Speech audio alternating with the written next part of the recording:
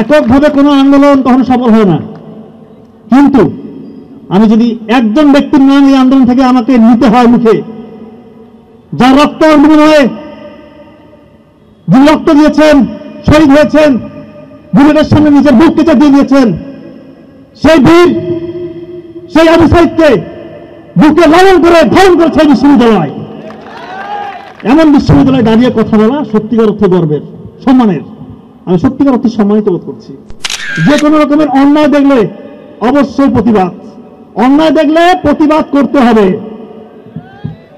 সিংহ, সিংহ, একটা সিংহ, সে সবসময় বনের রাজা, এটা মাথায় রাখবেন। সে সবসময় বনের রাজা। সিংহের অনুপস্থিতিতে মাঝে মাঝে শেয়ালেরা মনে করে আমরাই বনের রাজা, সে রাজত্ব কায়েম করতে চায়। কিন্তু একটা কথা মনে রাখবেন, সিংহের রাজত্ব স্থায়ী হয় সিংহের জাস্ট উঠে দাঁড়ানো পর্যন্ত। এই আবু সাইদ মুগ্ধরা বাংলার সিংহ, তারা উঠে দাঁড়িয়ে দেখিয়ে দিয়েছে কিভাবে সিংহদেরকে দেশ থেকে বিতাড়িত করতে হয়। এরপরে যদি কেউ স্বৈরশাসক হওয়ার চেষ্টা করে, তার লাগাম কিভাবে প্রয়োগ করতে হয় সেই শিক্ষা আমরা পেয়েছি। মেকানিজম অফ অ্যাকশন আমাদের জানা, তাই বাংলার জন্য আর কেউ স্বৈরশাসক হওয়ার দুঃসাহস দেখাবেন না। এবং আপনারা এখানে যারা আছেন, আমার থেকে বেশি সম্মানিত বোধ করার কথা, কারণ হচ্ছে আপনারা সরাসরি এই বিশ্ববিদ্যালয়ের একটা অংশ। এই বিশ্ববিদ্যালয়ের ইতিহাসে নাম লিখে দিয়েছে এরা ইতিহাসে নাম অলরেডি চলে গিয়েছে এই বেগম রোকেয়া বিশ্ববিদ্যালয়। আপনারা এই বিশ্ববিদ্যালয়ের একটা পাঠ, এটা সত্যিকার অর্থে আপনাদের একটা গৌরবের বিষয়। কখনো মনে করবেন না যে বেগম রোকেয়া বিশ্ববিদ্যালয়ে পড়ছি, ঢাকা ভার্সিটিতে পড়লাম না, ওটাও ভালো এটাও ভালো। আপনারা ইতিহাসের সঙ্গী হয়ে গিয়েছেন, সাথী হয়ে গিয়েছেন, সত্যিকার অর্থে ইতিহাসের অংশীদার আপনারা। আজকে থেকে প্রায় 100 বছর আগে ইতালির একটা শহরের নাম আছে না, তুরিন, তুরিন নাম শুনছেন? তুরিন একটা শহর। তো ওই শহরের একটা মোটামুটি বড় গাড়ির কোম্পানির ভিতরে এক তরুণ প্রবেশ করছে। তো ওই তরুণকে ওইখানকার যে সিকিউরিটি গার্ড আছে, স্পেশালি রিসিপশনিস্ট, উনি আটকে দিচ্ছে। এই কোথায় যান? ছেলে বলতেছে যে আমি এই কোম্পানির ম্যানেজিং ডিরেক্টরের সাথে দেখা করব। আপনার কি কাজ ওনার সাথে? আমি একটা গাড়ির ডিজাইন তৈরি করছি, গাড়ির মডেল তৈরি করছি, একটু ওনাকে আমি দেখাতে চাই। তো ওই রিসিপশনিস্ট বলতেছে, ওদিকে একটু তাকাইছে আগে ছেলেটার দিকে, দেখতেছে একটা হ্যাংলা পাতলা ছেলে, মাথায় একটা ক্যাপ, হাতে একটা ছোট্ট ব্যাগ, একদম তুচ্ছ তাচ্ছিল্য করে একটা অট্ট হাসি দিস। বলতেছে তোমার থেকে বড় রথী যারা এই ডিজাইনের মধ্যে বস, তারা এসে এনাকে ডিজাইন দেখাইতে পারে না, দেখাইলে কাজ হয় না। তুমি আসছো ছোকরা ছেলে, তুমি কি ডিজাইন দেখাবা? ও বলতেছে দেখেন এই ডিজাইনটা সত্যি ইউনিক, এটা আলাদা, এটা যদি আপনারা গ্রহণ করেন, আপনাদের ম্যানেজিং ডিরেক্টরকে যদি দেখাতে পারি, আপনাদের হয়তো বা কোম্পানির চিত্রই চেঞ্জ হয়ে যেতে পারে। কিন্তু ওনার কথা শুনে নাই, ওই তরুণকে এক প্রকার ধাক্কা দিয়ে বের করে দিয়ে দরজা লাগিয়ে দিস। হতাশ হয়ে কোম্পানির বাইরে ওই ছেলেটা দাঁড়ায় আছে, কোম্পানির দিকে এক দৃষ্টিতে তাকিয়ে আছে। তাকিয়ে তাকিয়ে মনে মনে একটা কথা বলছে যে ইনশাল্লাহ আমার মেধা খাটিয়ে পরিশ্রম করে এমন জায়গায় পৌঁছাবো, এই কোম্পানির যে ওনার সে আমার সাথে দেখা করতে আসবে। তো ওই ছেলে কিন্তু বসে থাকে নাই, একটা চিন্তা করছে, সে অনুযায়ী কাজ করছে। 2-3 বছর পর দেখা যায় ওই সময় যারা মিডিয়ার লোকজন ছিল, একটা উত্তরে, ইতালির একটা উত্তরের ছোট্ট শহরে একটা ঘরের মধ্যে চলে গেছে, একজন ইন্টারভিউ নিচ্ছে। কি করছে? নিজের টাকা নাই, কোনো স্পন্সর নাই, কোনো ল্যাব নাই, একক চেষ্টায় নিজের মেধা খাটিয়ে দিন রাত পরিশ্রম করে একটা অত্যাধুনিক গাড়ির ইঞ্জিন সে তৈরি করে ফেলছে। শুধু তাই না, ওই সময়ের সব থেকে অত্যাধুনিক বিলাসবহুল স্মার্ট ইউনিক মডেলের গাড়ি ওই ছেলে উপহার দিয়েছে। এবং এখন পর্যন্ত ওই গাড়ি সুনামের সাথে গোটা বিশ্বে গাড়ির কোম্পানিগুলোর মধ্যে সে রয়ে পড়ছে। আপনারা ফেরারি গাড়ির নাম শুনছেন? ফেরারি, ফেরারি গাড়ির যে মালিক ফাউন্ডার, আমি তার কথা বলছি, নাম এনজো ফেরারি। এবং সত্যি সত্যি উনি যে বলেছিল এই কোম্পানির মালিক হয়তো একদিন আমার সাথে দেখা করতে আসবে, সত্যিকার অর্থেই ওই যে গাড়ির কোম্পানির যে রিসিপশনিস্ট ওনাকে বের করে দিয়েছিল, ওই গাড়ির কোম্পানির মালিক, ওরা এক সময় দেখা যাচ্ছে তাদের গাড়ি ওরকম চলে না, ওনাদের মালিক গভর্নিং বডি পুরো ওনার সাথে দেখা করতে গেছে যে আপনি যদি আমাদেরকে একটু হেল্প করতেন, একটা যদি মডেল দিতেন। ওই দিন উনি বলছে, that day you push me out, you didn't reject me, you released the Ferrari inside me. অর্থ আপনারা ওই দিন আমাকে বের করে দেন নাই, আপনারা আমাকে মুক্ত করেছেন। দেখেন ওই ছেলে কিন্তু কিছুই ছিল না, কিন্তু নিজের মনোবল চাঙ্গা ছিল, প্রতিভা ছিল এবং কাজ করে গেছে। দেখেন আজ পর্যন্ত ফেরারি গাড়ির নাম শুনে এমন কেউ আছে? কিছুই ছিল না, ফেরারি গাড়ির ওনার, ফাউন্ডারের কথা বলছি। তো আমরা অনেকে একটু তো হাই উতাস করি যে আমার কিছুই নাই, পরিবারের মধ্যে টাকা পয়সার ঘাটতি, আমার এই সমস্যা সেই সমস্যা। আসলে কোনো সমস্যা হতে পারে না। আপনি যদি সফল হতে চান, আপনার দৃঢ় প্রত্যয়, একাগ্র চিত্রে পরিশ্রম, আল্লাহর সাথে কানেকশন, নিশ্চিত ইনশাআল্লাহ আপনি যা হইতে যাচ্ছেন তাই হবেন। তো একজন স্টুডেন্ট হোক, সে ব্যবসায়ী হোক, যে কোনো স্টেজের যে কেউ, সে যদি জীবনে সফল হতে চায়, তার জন্য আলী রাদিয়াল্লাহু আনহু বেশ কিছু উপদেশ দিয়েছিলেন। বেশ কিছু উপদেশ, সবগুলো বলবো না, গুটি কয়েক উপদেশের কথা বলবো। এইগুলো যদি কেউ মেনে চলে ইনশাআল্লাহ, এই উপদেশগুলোকে মেনে চললে প্রত্যেকটা স্টেপে স্টেপে ইনশাআল্লাহ আপনি সফল হবেন। এর মধ্যে একটা উপদেশ এরকম ছিল যে যে নিজের মূল্য বুঝে না, যে নিজের মূল্য বোঝে না সে অপমানিত হবে। হয়তো আমরা এই কথাটার অর্থ বুঝতে পারছি না। চায়নাতে এক তরুণ, ওর চাকরি করার খুব ইচ্ছা, চাকরি করবে, তো চাকরির ইন্টারভিউ দিতে যায়, সব জায়গায় শুধু রিজেক্টেড, কোথাও টিকে না। কেএফসির নাম শুনছেন? কেএফসিতে পরীক্ষা দিতে গেছে, ওইবার 24 জন পরীক্ষা দিয়েছে, 24 জন, 3 জনকে টিকাইছে, একজনকে বাদ দিচ্ছে, ওই ছেলেটাকে বাদ দিচ্ছে। পরে বলে যে একটু পুলিশে দাঁড়াই, পুলিশেও টিকে না। শিক্ষকতা করি, সেখানেও হয় না। কত জায়গাতে পরীক্ষা দিচ্ছে, কোনো জায়গায় হচ্ছে না। পরে সে মন খারাপ করে একটু চিন্তা করলো যে আসলে কোন জায়গায় সমস্যা, কেন হচ্ছে না। সে পরে অনেকক্ষণ চিন্তাধারা করে দেখলো যে আসলে চাকরি আমার জন্য না, চাকরি আমার জন্য না, আমি উদ্ভাবন করতে পারি, নতুন কিছু দুনিয়াকে দিতে পারি। এবং সত্যিকার অর্থে গোটা দুনিয়াকে সে এমন কিছু দিয়েছে যেটা এখন পর্যন্ত মানুষ স্মরণ করে। আপনার আলিবাবার নাম শুনছেন? আলিবাবা প্রতিষ্ঠাতাকে জ্যাকমার কথা বলতেছে। দেখেন, এই জন্য জীবনে আপনারা বিভিন্ন জায়গায় হতাশ হবেন, হয়তো পরীক্ষায় ফেল করবেন। আপনাদের স্ট্রং জোন কোনটা, এটা আপনাকে বের করতে হবে। সবার জন্য কিন্তু চাকরি না। আমরা তো সবাই মনে করি শুধু বিসিএস ক্যাডার হবো, বিসিএস হবো, এই চাকরি করবো, সেই চাকরি করবো। আপনার যদি স্ট্রং জোন চাকরি না হয়, চাকরি পরীক্ষা না হয়, আপনি কেন এটাতে যাবেন? আপনি আগে খুঁজে বের করেন আপনার উইকনেস কোনটা, আপনার স্ট্রং জোন কোনটা। আপনার যেটা স্ট্রং জোন, আপনি সেখানে যান, ওইটা আপনি অনেক কিছু করতে পারবেন।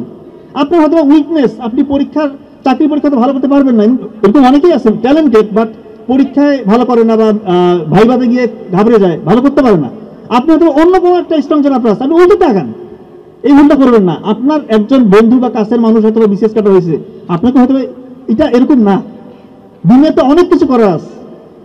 আর সফলতা মানে শুধু চাকরি না রে ভাই, চাকরি মানে পরাধীনতা, এই কথাটা আজীবন মনে রাখবেন। চাকরি শব্দটা এসে চাকর থেকে। আমরা তো বিশেষ কাটার অফিসে আমরা জানি, চাকরি যদি করেন আপনি একটা বাইন্ডিংসের মধ্যে থাকবেন। আর যদি নিজে উদ্ভাবক হইতে পারেন, যদিও এটা চান্সেস খুব কম থাকে, ব্যবসায়ী হওয়ার সুযোগ অনেক আছে। দেখেন যে ব্যবসায়ী হওয়া যায় কিনা, এখানে আল্লাহ তাআলার বরকতও আছে, আপনার স্বাধীনতাও আছে। আপনি নিজেই বস, ওই জিহুজু করতে হবে না আপনাকে। চাকরি করবেন মানে আপনি জিহুজু, বাড়ি থেকে বের হইলে কোথাও যাবেন ফ্যামিলি নিয়ে, আপনার ছুটি লাগবে, দরখাস্ত দাও, এই করো সেই করো, দুনিয়ার প্রটোকল দরকার আছে। দুনিয়ার মধ্যে কি আপনি এই যে বন্দি জেলখানে থাকবেন?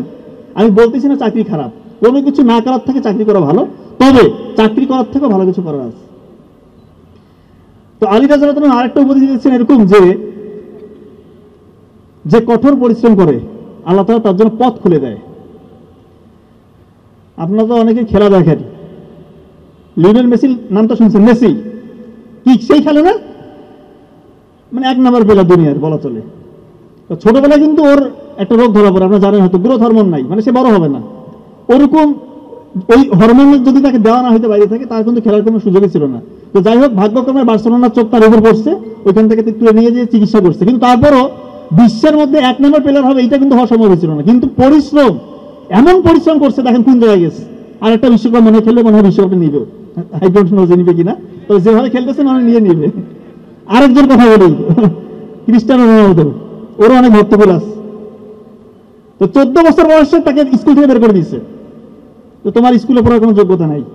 15 বছর বয়সে হার্টের একটা মেজর সমস্যা, হার্টের অপারেশন করলে ডাক্তার বলতেছে তুমি কখনোই খেলাধুলা করবা না, মানে কম্পিটিটিভ খেলা তো দূরের কথা, সাধারণ খেলাধুলা তুমি করবা না। ও বলতেছে আমি খেলবো। যেই সেই খেলা, ওর পরিশ্রমের লেভেল আপনি জানেন? কোন পরিশ্রম করতো? ভোরবেলা উঠে পরিশ্রম করে। এমনি দুনিয়ার 1 নম্বর প্লেয়ার, 1-2 নম্বরের মতো সেও তাস, 40 বছর বয়স ছুঁই এখনো খেলতেছে। কবে যা থামবে আল্লাহ বড় জানে। তো যে পরিশ্রম করবে তাকে কিন্তু আল্লাহ তাআলা অবশ্যই পথ দেখাবে। উসাইন বোল্ট দুনিয়ার 1 নাম্বার, কি সবথেকে দ্রুততম মানব না? তার মেরুদণ্ডের হাড় কিন্তু বাঁকা, এটা হয়তো অনেকে জানেন কি জানি না, আমি জানি না। সে যখন স্টার্টিং ব্লকে দাঁড়ায় দৌড় দেওয়ার জন্য, তার কোমরে ব্যথা শুরু হয়, দৌড়াবে কি? ডাক্তার বলতেছে তোমার জন্য দৌড় প্রতিযোগিতা নয়, তুমি অন্য কিছু করো। ওর এতই মনোবল চাঙ্গা, সে বলতেছে আমি দৌড়াবো। শুধু দৌড়াবো তাই না, দুনিয়ার মধ্যে 1 নাম্বার দ্রুততম আমি হবো, এতটাই কনফিডেন্স লেভেল এবং এত পরিশ্রমী। দেখেন দৌড়, আমি তার কয়েকটা দেখছি দৌড়ার আগেই উদযাপন শুরু। দৌড় মানে প্রতিযোগিতা শুরু হয়েছে তার আগেই উদযাপন। অন্যরা তো এমনি ভয় পেয়ে যাবে, কি রে ভাই, প্রতিযোগিতা শুরুর আগে উদযাপন। তবে আসলে সে প্রতিটা প্রতিযোগিতায় ফার্স্ট হয়ে যায়। তো এই জন্যই পরিশ্রম করলে আপনি যে ধর্মেরই হন, যে লেভেলেরই হন, পরিশ্রম করলে অবশ্যই সফল হতে হবেন আপনি। এমন বিষয় হচ্ছে এখানে বেশিরভাগ ক্যান্ডিডেটের মনের আশা হচ্ছে বিসিএস কাটার হওয়া, আমি যতদূর বুঝি। তো বিসিএস এ কিন্তু পরীক্ষা দেয় 4-5 লাখ, এর মধ্যে হবে 2,500, 3,000। এখানে শুধু পরিশ্রম করলে কিন্তু হবে না, একটু বুদ্ধি খাটাতে হবে, একটু বুদ্ধি খাটিয়ে চলতে হবে। পরিশ্রম করে 5 লাখ কিন্তু আর পরিশ্রমী স্টুডেন্ট না, অনেকে আছে এমনি পরীক্ষা দেই, কিন্তু 50,000, 40-50,000 স্টুডেন্ট আছে খুব ভালো পরিশ্রমী। এদের মধ্যে থেকে টপ 2000 এর মধ্যে আপনি যদি যেতে চান, আপনাকে একটু সাইন্টিফিক ওয়েতে আগাইতে হবে। যেমন আমি একটা কথা বলি, এই কথাগুলো অনেকবার বলেছি। আপনি যদি ভোরবেলা 4 ঘন্টা পড়েন, আর একজন স্টুডেন্ট আপনার রাতের বেলা 4 ঘন্টা পড়তেছে, আপনি তার থেকে 20-30 গুণ আগায় গেলেন, 20-30 গুণ, অথচ কোয়ান্টিটিটা কিন্তু সেম। ও 4 ঘন্টা পড়ছে, আপনি 4 ঘন্টা পড়ছেন, সে রাতে পড়ছে, আপনি ভোরবেলা পড়ছেন, পার্থক্য দেখেন তৈরি হয়ে গেল। একজন কোনো রিভিশন দেওয়া দেই নাই, আর আপনি প্রতিদিন আগের পড়াগুলো রিভিশন দিয়ে এরপর নতুন পড়া পড়তেছেন, আপনি তার থেকে বহুগুণ আগায় গেলেন। একজন প্রতি ঘন্টার মধ্যে অন্তত 20 মিনিট পরে 10 মিনিট রেস্ট দিচ্ছে, আর একজন টানা পড়তেছে, আপনি তার থেকে আগে গেলেন। আমার বড় ভাই ডক্টর নাবিল বলছেন না, নীল কলমে লিখতে, নীল কলমে যেটা লিখবেন ওইটা দীর্ঘমেয়াদী স্মৃতি সেন্টারে গিয়ে রিজার্ভ হবে। আর একজন কালো কলমে লিখতেছে বা লিখতেছেই না। তো যে লিখতেছে না আর আপনি লিখতেছেন, আবার নীল কলমে লিখতেছেন, আপনি সাইন্টিফিক ওয়েতে আগাচ্ছেন, তা আপনার সাথে তো ওর একটা পার্থক্য, ভিজিবল পার্থক্য হয়ে গেল। বেশিরভাগ স্টুডেন্ট দেখবেন রাত জাগে, এই ভুলটা করবেন না। রাত জাগলে আপনার দেখবেন যে আপনি যে রাত জাগলে না ভোরে উঠলো, তার থেকে আপনি বহুগুণ পিছিয়ে গেলেন।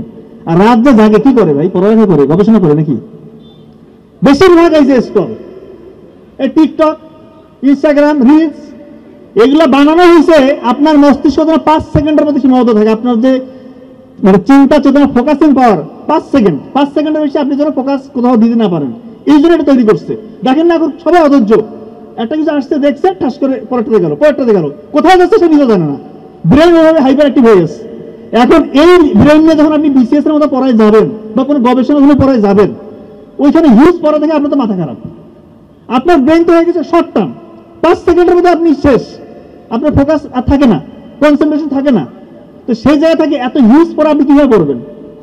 দয়া করে এই জিনিসগুলো করবেন না, আনইউজুয়াল স্ক্রল করবেন না। আচ্ছা, এরপরে যে উপদেশটা উনি দিয়েছেন আলিয়াজুল্লাহ, যে কোনো পরিস্থিতিতে কাজ চালিয়ে যেতে হবে। এক্ষেত্রে একটা চমৎকার গল্প বলি আপনাদেরকে। আজকে থেকে প্রায় 1000 বছর আগে মিশরের এক দুর্ধর্ষ কঠোর শাসক ও ইচ্ছা প্রকাশ করছে যে নীল নদী নাকি বাদ দিবে। আরে নীল নদী নাকি সেই নীল নদ, এটা কি জেইসে নদী নাকি? পৃথিবীর দ্বিতীয় দীর্ঘতম নদী, আফ্রিকা মহাদেশের দীর্ঘতম নদী, যেটাকে রাসূলুল্লাহ সাল্লাল্লাহু আলাইহি ওয়াসাল্লাম বলতেছে জান্নাতি নদী। এটা মিশরীয় সভ্যতা যেটার উপর গড়ে উঠছে, এর গভীরতা অন্যরকম। এখনো অনেকে মারতে পারে না এটা কোন জায়গায়, এটার উৎস কোথায়, এখনো বিজ্ঞানীরা দ্বিধাদ্বন্দ্বে থাকে। তো সত্যিকারের উৎস কোথায়? অনেকে বলে ইথিওপিয়ার কোনো একটা পাহাড় থেকে, অনেকে বলে উগান্ডা থেকে, এক একজন এক এক কথা বলে। সত্যিকার যে উৎস কথাটা কেউ জানে না। ওই শাসক নাকি নীল নদের মধ্যে একটা বাদ দিবে, দিয়ে নাকি সেচ করবে, কৃষি কাজ করবে 1000 বছর আগে। তো ইচ্ছা পোষণ করছে, এখন ইচ্ছা প্রকাশ করছে, তার যে উপদেষ্টা মন্ডলী আছে এটাকে বাস্তবায়ন করতে হবে। তো খুঁজো কোথায় আছে, দুনিয়া খুঁজো। খুঁজতে খুঁজতে ওই সময় সব থেকে যে জ্ঞানী ব্যক্তি, ইরাকের বাসরা শহরের নাম শুনছে, বাসরা শহর ইরাকের, ওই শহরের একজন জ্ঞানী ব্যক্তির সন্ধান পেয়েছে। ওনাকে বলছে যে এরকম একটা প্রকল্প নিচ্ছে আমাদের শাসক, আপনি করতে পারবেন? বলতেছে হ্যাঁ, আমি মনে হচ্ছে আমি পারবো। ওনাকে নিয়ে আসছে রাজদরবারে। মহারাজা তো মহা খুশি যে সে যে স্বপ্ন দেখছে সেটা বাস্তবায়ন হবে। ওনাকে আপ্যায়ন টাপ্যায়ন করে বলতেছে ঠিক আছে, আপনি এখন নীল নদে চলে যান, যা যা লোকজন দরকার আপনারা সব দিয়ে যান। উনি লোকজন নিয়ে নীল নদে গিয়ে গবেষণা করছে, করে দেখতেছে আসলে এই কাজ হবার নয়। ওই সময় যে প্রযুক্তি, যে এক্সিস্টিং প্রযুক্তি ছিল এটা দিয়ে নীল নদে বাদ দেওয়া সম্ভব না। ইনি চিন্তা করতেছে আমি যদি এই কথা যে রাজাকে বলি যে এই কাজ হবে না, যে রাজা কিছু হলে শুধু কতল খালি মাথা কাটে, এই কাজ করা যাবে না, কি করতে হবে? উনি পাগলের অভিনয় করলো, নিজেকে মানসিকভাবে ভারসাম্যহীন এইটা প্রমাণ করার জন্য পাগলের অভিনয় করলো। ওনাকে এরপর রাজদরবারে নিয়ে যাওয়া হলো। রাজা বললো কি ব্যাপার, এনার তো একটা প্রকল্প দিয়েছিলাম, কাজ হয়েছে? বলতেছে বেচারা বেশ পরিশ্রম করছে, দিন রাত খাটছে আপনার জন্য, আলটিমেটলি পাগল হয়ে গেছে।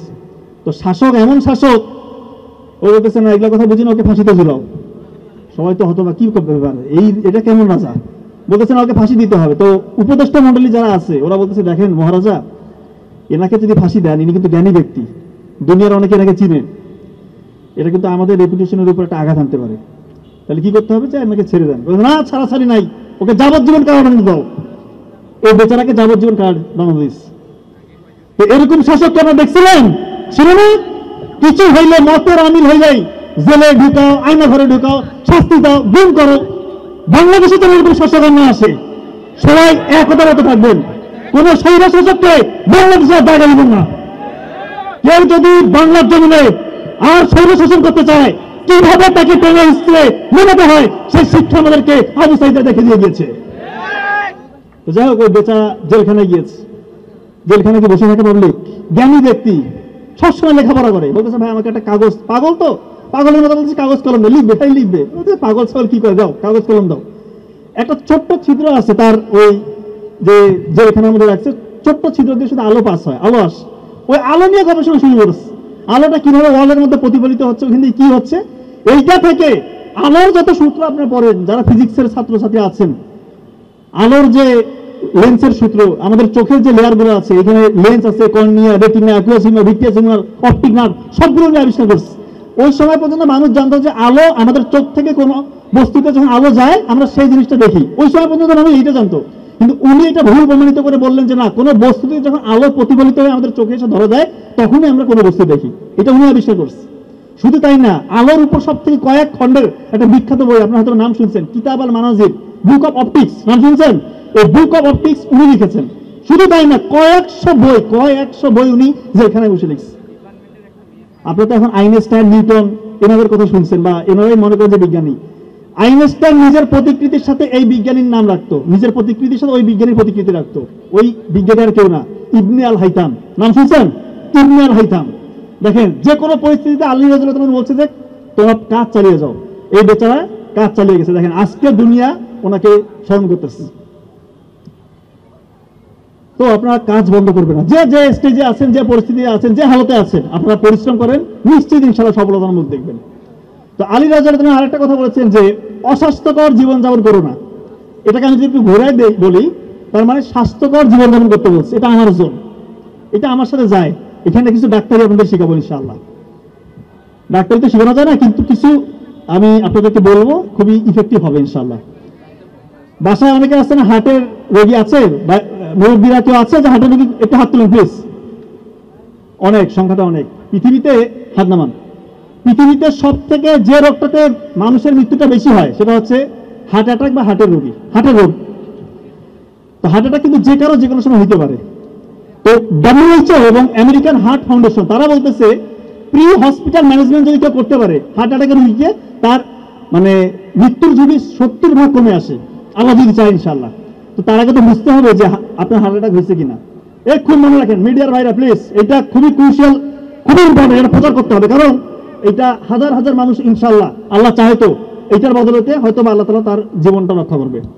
হার্ট অ্যাটাক যদি কারো হয় কিভাবে বুঝবেন? দেখেন বুকের মাঝখানে চাপ আসবে, মাঝখানটাতে। অনেকে মনে করেন বুকের বাম পাশে মনে হয় চাপ, না, বুকের মাঝখানে ব্যথা বা চাপ, এমন চাপ যদি 20 কেজি ওজনের একটা পাথর আপনার বুকে চাপা দেয় তাহলে কেমন ওজন লাগবে? ভারী লাগবে না?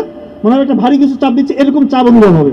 সাথে এই চাপটা আপনার এই শোল্ডারে বাম হাতের দিকে ছড়িয়ে পড়বে, হাতটা মানে কপ কপ কপ কপ করতেছে, আপনার ওই সময় ঘাম ছুটবে, সাথে শ্বাসকষ্ট হবে এবং আপনার বমি ভাব আসতে পারে এবং মৃত্যুর ভয়।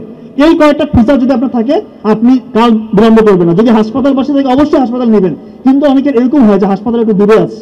এই জন্য ওই WHO এবং আমেরিকান হার্ট ফাউন্ডেশন তারা বলছে প্রি হসপিটাল ম্যানেজমেন্ট বাসায় করতে পারবেন, খুব ইম্পর্টেন্ট। অ্যাসপিরিন, একটা ট্যাবলেট অ্যাসপিরিন 300 mg চিবিয়ে খেতে হবে, অ্যাসপিরিন চিবিয়ে খেতে হবে, ইনশাআল্লাহ তার 50% মৃত্যুর ঝুঁকি কমে আসলো। নাইট্রোগ্লিসারিন একটা হচ্ছে স্প্রে পাওয়া যায়, নাইট্রোগ্লিসারিন, মার্কেটে বিভিন্ন নামে আছে, ওইটা জিহ্বার নিচে 2 চাপ দিতে হবে। আর এটা হচ্ছে অ্যাটরভাস্টাটিন গ্রুপের যে কোনো একটা ওষুধ 40 দিন খাইতে হবে। আল্লাহ চাহে তো তার মৃত্যুর ঝুঁকি ইনশাআল্লাহ আপনি 70-80 ভাগ বাসার মধ্যে কমাই দিলেন, এরপর দ্রুত হাসপাতালে নিয়ে যেতে হবে। এটা প্রচার হবে সামনে, অবশ্যই আপনার বারবার দেখে নেবেন।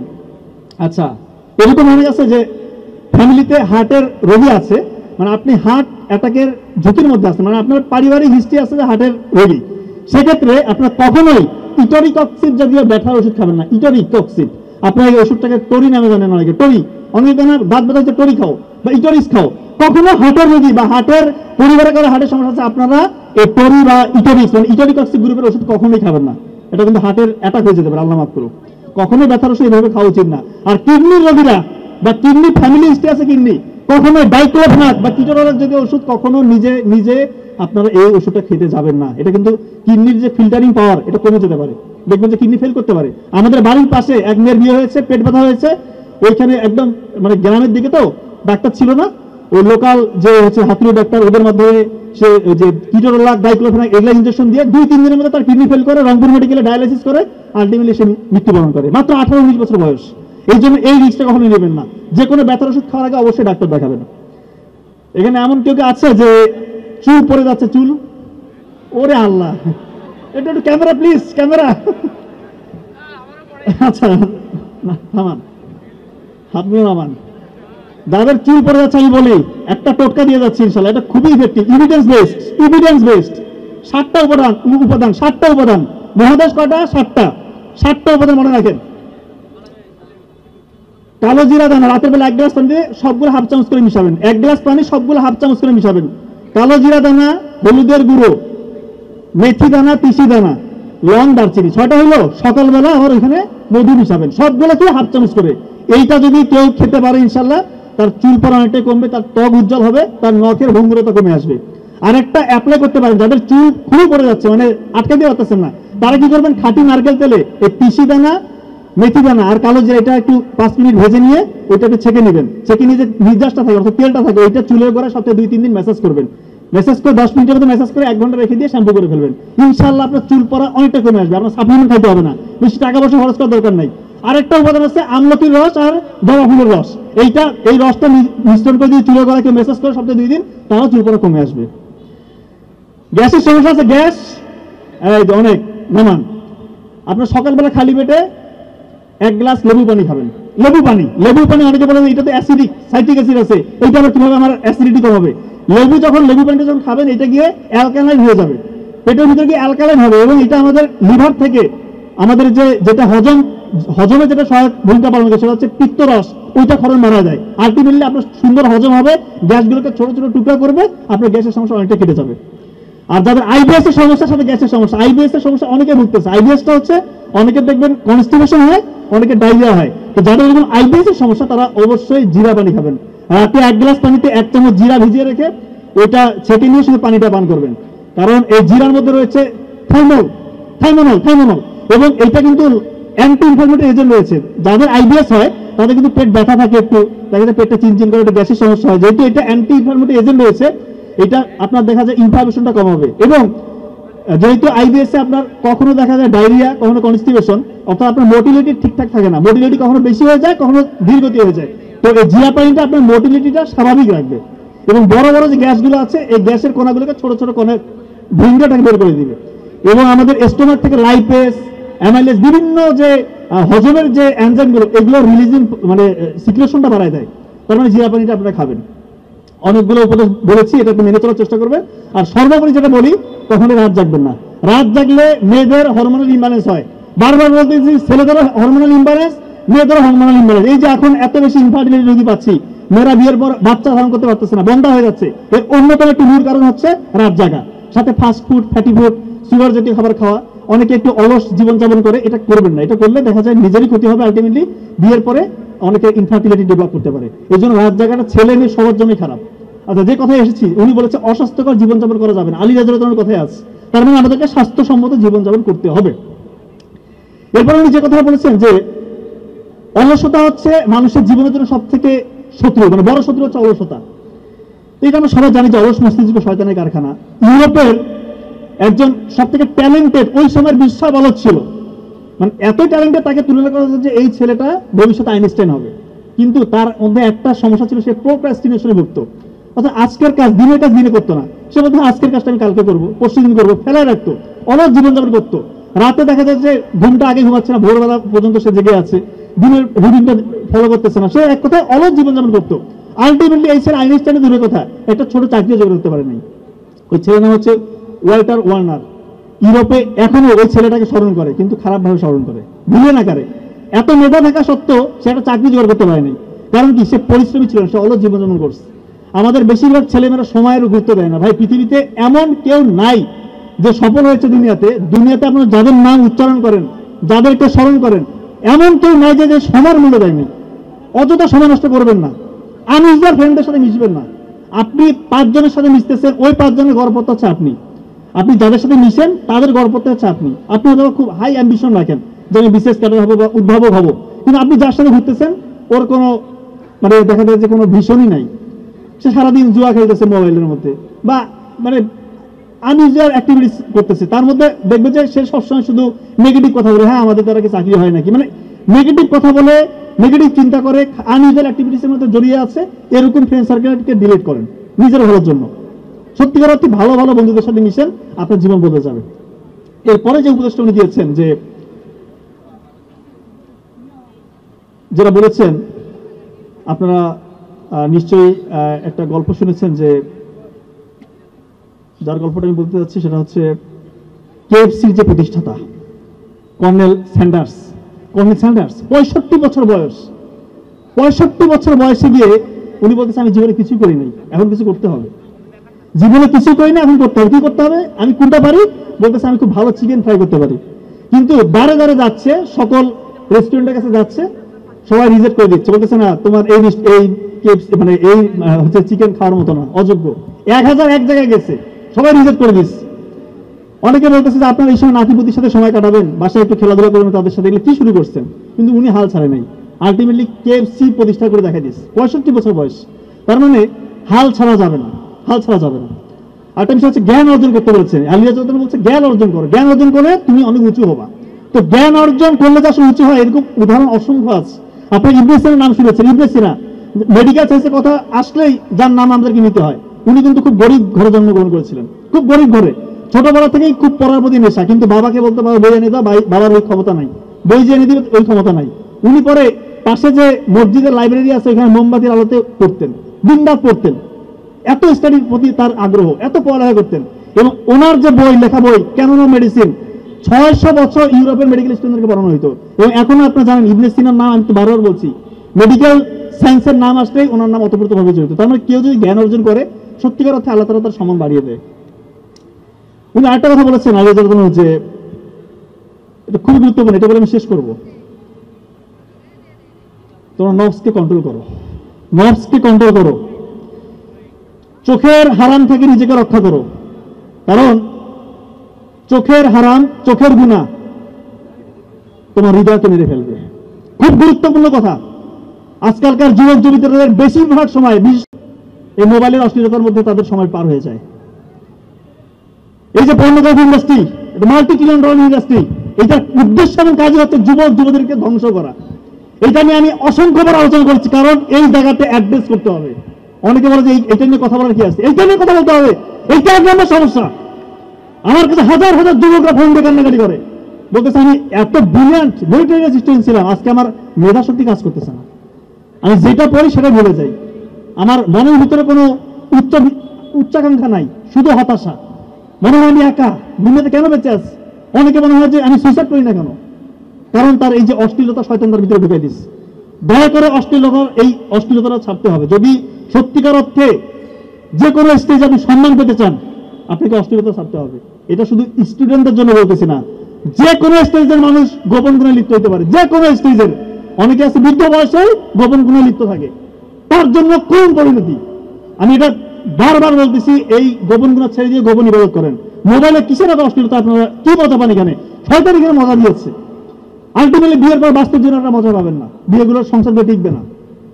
এই কথাগুলো বলতে হচ্ছে এই জায়গাটা অ্যাড্রেস করতে হবে। ফেন্সিডিল যদি একজন খায়, একজন গাধা যদি খায়, তাকে ধরাটা সহজ, চক্ষু লজ্জার সম্মুখীন হতে হয়, সমাজের অনেকে দেখে ফেলবে। আর এমন মোবাইল ঘরের কোণে একা বসে কি করছে কেউ জানে না, এক আল্লাহ ছাড়া কেউ দেখে না, এমন সিস্টেম চালু করে দিয়েছে। আর বেশিরভাগ যুবকরা এই নেশার মধ্যে এই ফাঁদে পড়ে গিয়ে আজকে অসহায়, কোথায় যাবে কোনো মানে কোনো তার দিশা খুঁজে পাচ্ছে না যে কে আমাকে উদ্ধার করবে। আমি বলতেছি আপনারা চোখের পানি ফেলে তাহাজ্জুদে সালাত আদায় করে আল্লাহর কাছে চান, আল্লাহ তাআলা ইনশাআল্লাহ আপনার গুনাহগুলো মাফ করে দিবে, আপনাকে সম্মানিত করবে। মানুষ ফেরেশতা না, এই জিনিসটা মনে রাখবেন, কেউ ফেরেশতা না, মানুষ ভুল করতে পারে, কিন্তু আপনি ভুল থেকে যদি উঠে দাঁড়াইতে না পারেন তাহলে তো হলো না। আপনি উঠে দাঁড়ান, আল্লাহকে বলেন আল্লাহ আমি অসহায় পারছি না, আপনি আমাকে সাহায্য করেন, শয়তানের এই ফাঁদ থেকে আমাকে রক্ষা করেন, আল্লাহ তাআলা আপনাকে রক্ষা করবেন ইনশাআল্লাহ। আপনার সম্মান বহুগুণে বাড়িয়ে দেবে। এটা একটা মানে বৃহৎ যুদ্ধ, যে কোনো সামরিক যুদ্ধ থেকে ভয়াবহ যুদ্ধ হচ্ছে এই পর্নোগ্রাফি, অশ্লীলতা থেকে নিজেকে দূরে রাখা। আমি সত্যিকার অর্থে বলছি, যে কোনো খারাপ কাজ থেকে ছুটে আসা যতটা সহজ, এই অশ্লীলতায় যারা নিমজ্জিত, যারা অ্যাডিক্টেড, এইখান থেকে বের হওয়া সব থেকে কঠিন। এই জন্য এটাতে অনেক বেশি ফোকাস করতে হবে। আল্লাহর সাহায্য ছাড়া আপনি কোনোভাবে বের হতে পারবেন না, কারণ আপনার অপোনেন্ট সরাসরি ইবলিস শয়তান। ইবলিস শয়তান কি যেই শক্তিশালী নাকি? ওই আমেরিকা ইসরায়েলের সাথে পারতেছে না, আর ইবলিস শয়তান হচ্ছে তাদের আব্বার আব্বা, এত শক্তিধর, তো তার সাথে পারবেন এমনি, মানে এমনি রাত হলে তো আপনাদের মাথা খারাপ হয়ে যায়। এই জন্য বলতেছি এটা ছাড়েন, আল্লাহ তাআলা সম্মান বাড়িয়ে দিবে ইনশাআল্লাহ। আর একটা কাজ করলে নিশ্চিত প্রথম মা বাবার সাথে বেয়াদবি, এই কথা আমি বারবার সকল প্রোগ্রামে বলবো, কারণ মা বাবাকে ফেলে রাখছেন।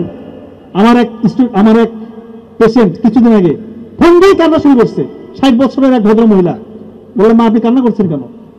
বলতেছে বাবা আমার 2 ছেলে 1 মেয়ে, মেয়ের বিয়ে দিয়েছি, বড় ছেলে আমেরিকায় আছে, ছোট ছেলে একটা ভালো চাকরি করে, আপনাদের আঙ্কেল মানে আমার হাজবেন্ড 5 বছর আগে মারা গেছে। এখন আমি একা থাকি, ঢাকার একটা বাসায় আমি একা থাকি। বলতেছে বাবা আমার রাতে ঘুম আসে না, মনে হয় আমার ছেলেটা যদি আমাকে একটু জায়গা দিত। কেন জায়গা দেয় না কেন? যে সে জায়গা দিচ্ছে না, বলতেছে আমি থাকলে নাকি তার ডিস্টার্ব হচ্ছে, তার সংসার টিকছে না। কেমন কথা?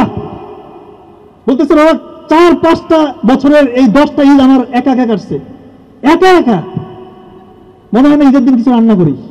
এত কষ্ট লাগছে কথা শুনে। আমি আপনাকে কি চিকিৎসা দেবো মা? আপনি আল্লাহর কাছে আপনি চান, কিছু চান, আল্লাহর কাছে কান্নাকাটি করেন, আল্লাহ তাআলা সহজ করবে। হয়তো আল্লাহ তাআলা আপনার জন্য পরকালে কিছু রাখছে। আসলে ওনাকে আমি কি বলবো বলেন? কুলাঙ্গার সন্তান যেন কারো পরিবারে জন্ম না হয়, ওটা কুলাঙ্গার সন্তান, এরকম সন্তান আমরা হতে চাই না। আর একটা কথা বলি, অনেক মাদেরও সমস্যা আছে। মারা যখন শাশুড়ি হয়ে যায়, তার বৌমাকে মনে করে সে মনে হয় অপোনেন্ট, শত্রু। এইটা করা যাবে না।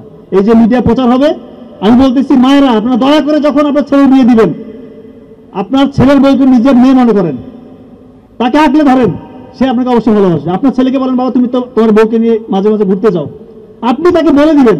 আপনার ছেলে অথবা তার আপনার বৌমার জন্য একটা শাড়ি নিয়ে আসতে, বলো বাবা আরো 2টা শাড়ি নিয়ে আস। আপনার অ্যাক্টিভিটিস দেখে যেন উনি মনে করে যেন আসলে তো আমার শাশুড়ি আমাকে নিজের মেয়ের মতো ভালোবাসতেছে, তখন দেখবেন আপনার প্রতি সে ভালোবাসবে। আর আপনি আসার সাথেই শুরু করে দিলেন যে আমার ছেলে কোথায় নিয়ে গেল, ভাইয়া গেল, শেষ হয়ে গেলাম, তাহলে তো ভাই হবে না। মেয়েদেরও কিছু সমস্যা থাকে, তারাও এসে মনে করে যে শাশুড়ি মানে শত্রু, শাশুড়িদের মধ্যে অনেকেরই সমস্যাটা আছে। তো এইটা করবেন না। মেয়েদেরকে বলবো আপনার বিয়ের পরে প্রথমে আপনারা অবশ্যই শাশুড়িকে নিজের মায়ের মতো মনে করবেন, যদিও এটা মনে করা খুবই ডিফিকাল্ট, বাট চেষ্টা করেন। আপনার স্বামীকে খুশি করার জন্য এটা চেষ্টা করেন, আপনার শাশুড়ির খেদমত করেন, চেষ্টা করেন এটাকে আল্লাহ তাআলাকে খুশির জন্য, যেটা আপনাদের দায়িত্ব না, বাট আপনার স্বামীকে খুশির জন্য এটা করেন, সম্পর্কটা ইজি হয়ে যাবে। আর মাদের উদ্দেশ্য বলতেছে আপনারাও আপনাদের বৌমাকে একটু নিজের মেয়ের মতো মনে করবেন। এই জন্য বারবার বলি বাবা মার খেদমত করেন, আল্লাহ তাআলা দেখবেন আকাশচুম্বী সাফল্য দেখাবে ইনশাআল্লাহ। আমি কথা আর বেশি দেরি করবো না। 3টা জিনিস জীবন থেকে মুছে ফেলেন। 3টা জিনিস, রাত জাগা, আপনি সফল হবেন। রাত জাগবেন দয়া করে, আমার কথাটা আপনি হারে হারে টের পাবেন। রাত 10টার মধ্যে ঘুমিয়ে যাওয়ার চেষ্টা করেন, রাত জাগবেন না। এবং আনইউজুয়াল, অযাচিত, মানহীন স্ক্রল করবেন না, কি দেখতেছেন, কি জন্য দেখতেছেন, মানে কোনো উদ্দেশ্য আছে, কি শিখতেছেন, এটা করবেন না। জীবন বদলে যাবে, বিশ্বাস করেন জীবন বদলে যাবে। আর হচ্ছে খারাপ সঙ্গ, ব্যাড সার্কেল, টক্সিক সার্কেল থেকে বের হয়ে আসেন। যার সাথে ঘুরতেছেন আগে দেখেন ও কি আসলে হাই অ্যাম্বিশন নাকি সে কি ধার্মিক, আগে ভালো করে চিন্তা ভাবনা করে দেখেন যে সত্যিকার যদি ভালো হয় ওর সাথে সময় কাটাতে পারেন, কোনো সমস্যা না। আমি বলতেছি না ঘরের কোণে বসে সারাদিন পড়ো না, খেলাধুলা করবেন, আপনি ধর্মীয় বই পড়বেন, কালচারাল অ্যাক্টিভিটিস যেটা ধর্মের সাথে যায় এরকমগুলো করবেন, আপনারা সবই করবেন, কিন্তু মেইন ফোকাসটা আমার থাকতে হবে। এবং দিনের পড়াটা দিনে শেষ করবেন। ওই একদিন পড়লাম 7 দিন ফেলা রাখলাম, পরীক্ষার আগে পড়বো, এইভাবে জীবনে সফল হতে পারবেন না। আপনাদের মেইন সমস্যা হচ্ছে আপনারা বলেন যে গ্রাজুয়েশন কমপ্লিট করে বিসিএস এর পড়া পড়বেন। বিসিএস বলে না, যেটাই হতে চান এখন থেকে আপনার স্কিল ডেভেলপ করেন। স্কিল ডেভেলপ করতে হবে এখন থেকে, না হলে ওই সময় যা পারবেন না। সময়ের সাথে যদি আগাতে না পারেন, সময় আগে যাবে, আপনি পিছনে পড়ে যাবেন, ব্যাকফুটে পড়ে যাবেন। একটা কথা আছে, সময়কে হয় ব্যবহার করো, না হয় সময় তোমাকে ধ্বংস করবে। কথা কি বুঝছেন? হয় সময়কে ব্যবহার করো, না হয় সময় তোমাকে ধ্বংস করবে। এই জিনিসটা খুবই ইম্পর্টেন্ট। সর্বশেষ কথা, যে কোনো রকমের অন্যায় দেখলে অবশ্যই প্রতিবাদ, অন্যায় দেখলে প্রতিবাদ করতে হবে। সিংহ, সিংহ, একটা সিংহ, সে সবসময় বনের রাজা, এটা মাথায় রাখবেন। সে সবসময় বনের রাজা। সিংহের অনুপস্থিতিতে মাঝে মাঝে শেয়ালেরা মনে করে আমরাই বনের রাজা, সে রাজত্ব কায়েম করতে চায়। কিন্তু একটা কথা মনে রাখবেন, সিংহের রাজত্ব স্থায়ী হয় সিংহের জাস্ট উঠে দাঁড়ানো পর্যন্ত। এই আবু সাইদ মুগ্ধরা বাংলার সিংহ, তারা উঠে দাঁড়িয়ে দেখিয়ে দিয়েছে কিভাবে সিংহদেরকে দেশ থেকে বিতাড়িত করতে হয়। এরপরে যদি কেউ স্বৈরশাসক হওয়ার চেষ্টা করে, তার লাগাম কিভাবে প্রয়োগ করতে হয় সেই শিক্ষা আমরা পেয়েছি। মেকানিজম অফ অ্যাকশন আমাদের জানা, তাই বাংলার জন্য আর কেউ স্বৈরশাসক হওয়ার দুঃসাহস দেখাবেন না। সবাইকে ধন্যবাদ। আসসালামু আলাইকুম ওয়া রাহমাতুল্লাহ।